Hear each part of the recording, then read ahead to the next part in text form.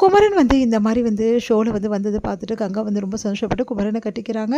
அடுத்து வந்து இங்கே குமரனும் கங்காவும் வந்து இந்த மாதிரி வந்து 2 பேருமே வந்து ரொமான்ஸாக இருக்கிறத பார்த்துட்டு காவேரி வந்து விஜயும் வந்து ஒருத்தர் பார்த்துக்கிறாங்க.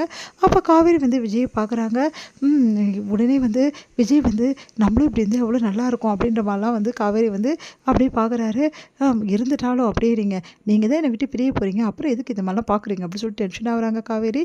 அடுத்து வந்து இங்கே எல்லாருமே வந்து தாத்தா பார்க்க போகிறாங்க. தாத்தா வந்து குமரனை பாராட்டுறாரு. இதுக்கெல்லாம் காரணம் விஜய் தான் சொல்லிட்டு வந்து தாத்தா கிட்ட வந்து குமரன் சொல்கிறாரு. அதை கேட்டு அதெல்லாம் இல்லைப்பா, உன் உழைப்பு தான் மெயின் காரணம் அப்படின்னு சொல்லிட்டு விஜயும் தாத்தாவும் அவரை வந்து பாராட்டுறாங்க. அடுத்து இதெல்லாம் பார்த்து ராகினிக்கு செம காண்டாவது.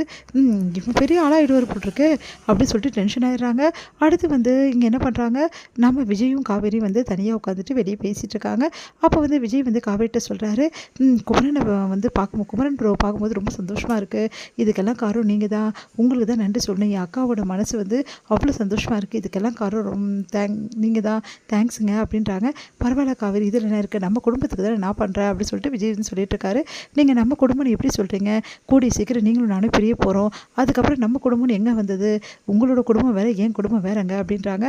அதை கேட்டு வந்து விஜய் வந்து ஏன் காவேரி இப்படிலாம் பேசுகிற அப்படின்னோடனே, ஆமாங்க நான் உண்மையை தானே சொல்கிறேன், நீங்கள் என்ன டைவர்ஸ் பண்ண போகிறீங்க, அதுக்கப்புறம் நான் எப்படி உங்கள் கூட இருக்க முடியும், அப்போது என் குடும்பம் வேறு உங்கள் குடும்பம் வேறு தானே, அதனால் வந்து நீங்கள் இப்படி பண்ணது எனக்கு உண்மையிலேயே ரொம்ப எக்ஸைட்டாக இருக்குது, எனக்காக எவ்வளோ பண்ணியிருக்கீங்க, சரி நீங்கள் கவலைப்படாதீங்க, கூடிய சீக்கிரம் வந்து நீங்கள் அக்ரிமெண்ட் முடிஞ்சிட்டோம், நீங்கள் என்ன அனுப்ப பார்த்தீங்கல்ல, நானே வந்து உங்களுக்கு எல்லாமே பண்ணி கொடுத்துட்றேன், நான் உங்களை பிடிக்க மாட்டேன் போக மாட்டேன்னு சொல்லிட்டு அப்படின்றாங்க.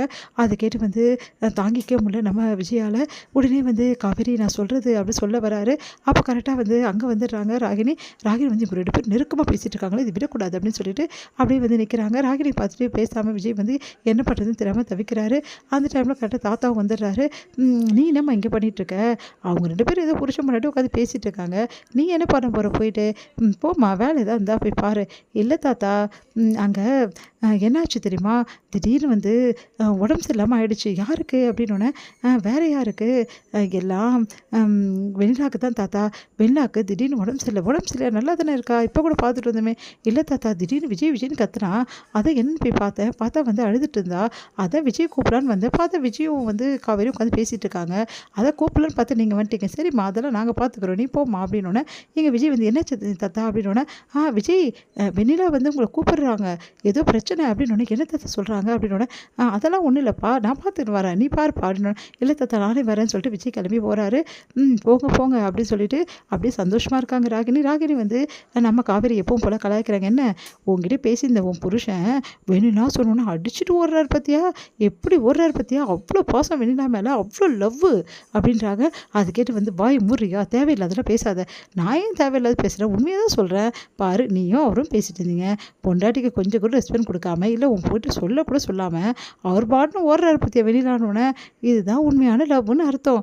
இதுக்கப்புறமாவது நீ சீக்கிரமாகவே விஜய் விட்டு போகிற வழியை பாரு, நீ சும்மா விஜய் கூடவே இருந்து அவருக்கு ஏன் தொல்லை பண்ணுற அப்படின்னோடனே, இங்கே பாரு ராகினி, தேவையில்ல விஷயத்தை தலையிட்டே அப்புறம் நல்லா இருக்காது, மாதிரி எது இங்கேருந்து போயிடு அப்படின்னு சொல்லிட்டு காவேரி ரொம்ப டென்ஷனாக போயிடுறாங்க. அடுத்து வந்து இங்கே விஜய் வந்து காவேரி நம்மளை பற்றி ரொம்ப தப்பாக புரிஞ்சுட்ருக்கா, நம்மளை வந்து விட்டுட்டு வந்து நம்ம போயிடுவோம், அவளை விட்டுட்டு அவளை எப்படி இந்த வீட்டை விட்டு அமுச்சிடுவோன்னு சொல்லிட்டு தப்பாக புரிஞ்சுட்ருக்கா. இப்போ என்ன பண்ணுறது ஒன்றுமே புரியலையே, காவேரிக்கு எல்லா விஷயத்தையும் புரிய வச்சாகணும், அதுக்கு முதல் டாக்குமெண்ட்ஸ்லாம் என் கையில் வந்தாகணும், அதை வந்து காவேரி கிட்ட கொடுத்து, காவேரிக்கு நீ பாரு, என் சொத்துலேயும் சரி என் வீட்லேயும் சரி எல்லாத்துலேயுமே நீ எனக்கு சமம் வாங்கினவ அப்படின்னு சொல்லிட்டு சொல்லணும் அப்படின்னு சொல்லிட்டு யோசிக்கிறாரு விஜய். தர முடியுது.